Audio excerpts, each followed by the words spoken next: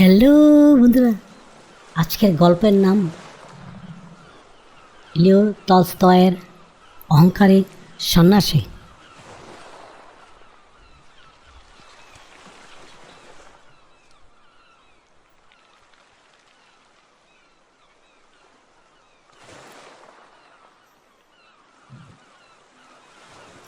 এক সন্ন্যাসীর 30 বছরের উপাসনা এক মুহূর্তের অহংকারে ধ্বংস হয়ে যায়।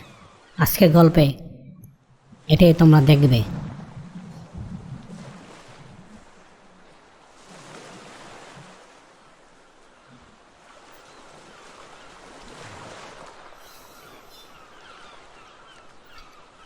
এক দুর্গম পাহাড়ের উপরে বাতাস শস্য শব্দ বয়ে যাচ্ছে। দূর থেকে কোনো মন্দিরের ঘণ্টার ধ্বনি শোনা যাচ্ছে। আর এই দুর্গম পাহাড়ের গুহায় বাস করতেন এক সন্ন্যাসী। তার নাম পাবলো। গত 30 বছর ধরে তিনি সেই গুহা থেকে নিচে নামেননি।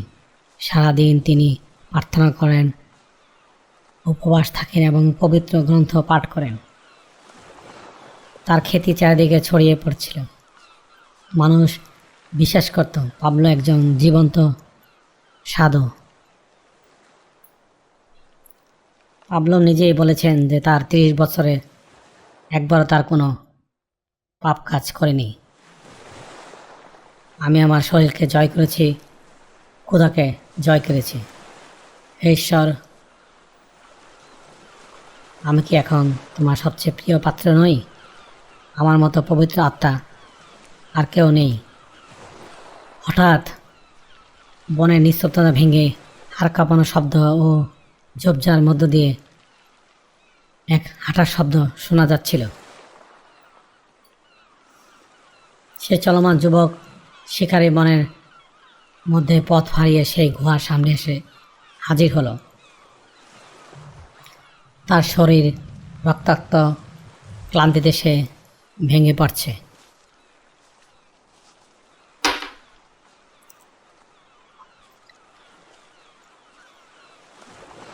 সন্ন্যাসী বলল, একটু বিরক্ত ভাব নেই। কে তুমি?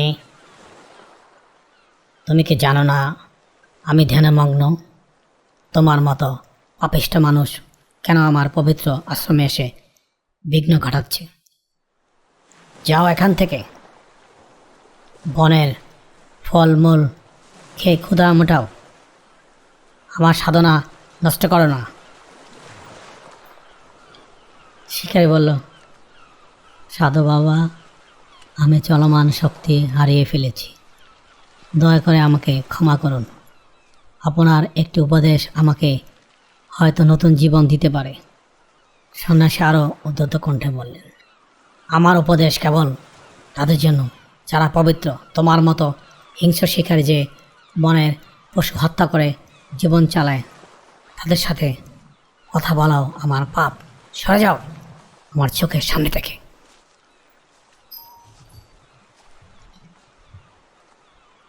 শিকারীটি মনের দুঃখে ফিরে গেল।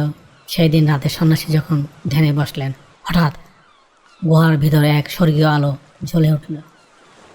এক দেবদূত তার সামনে এসে হাজির হলেন। সন্ন্যাসী বিস্ময় কণ্ঠ বললেন, হে স্বর্গীয় দূত, আপনি কি আমার 30 বছরের তপস্যায় খুশি হয়ে আমায় নিতে এসেছেন? মেঘদূত বলল, না পাবলো, আমি এসেছি তোমাকে একটি সত্য দেখাতে। তুমি নিজেকে অনেক বড় সাধু মনে করো, তাই না? কিন্তু আজ তুমি এক ক্ষুধার্ত মানুষকে ফিরিয়ে দিয়েছ। তুমি কি জানো সেই শিকারীটি আসলে কে ছিল? সন্ন্যাসী বলল, সে তো কেবল একজন সামান্য পাপিষ্ঠ শিকারী। মেঘদূত বলল, তোমার এই অহংকারী তোমার সমস্ত পূর্ণ জ্বালিয়ে দিয়েছে।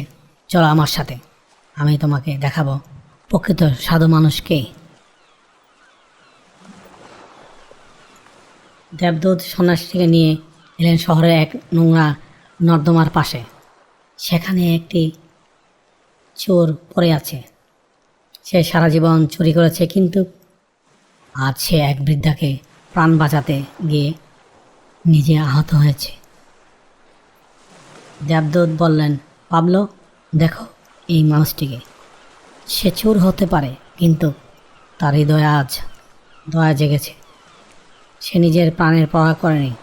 আর তুমি গুহায় বসে থেকে নিজের আত্মাকে অনেক বড় মনে করছো, কিন্তু তোমার হৃদয়ে দয়া নেই। ঈশ্বর মানুষকে ভালোবাসে, কিন্তু ঈশ্বর পাথরকে ভালোবাসে না। তিনি ভালোবাসেন দয়ালু মানুষকে।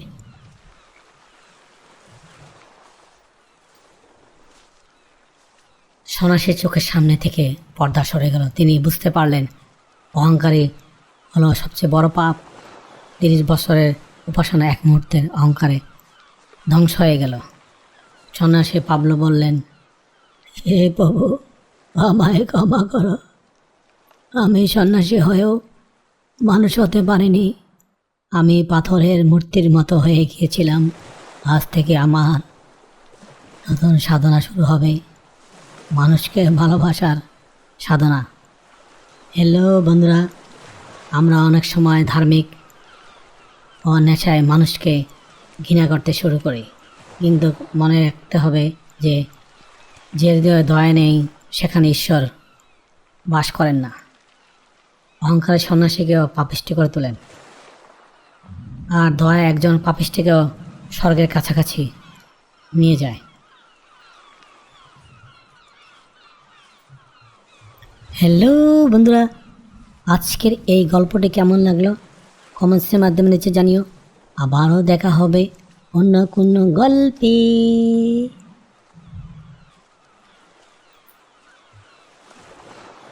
Thank you for watching. Please subscribe.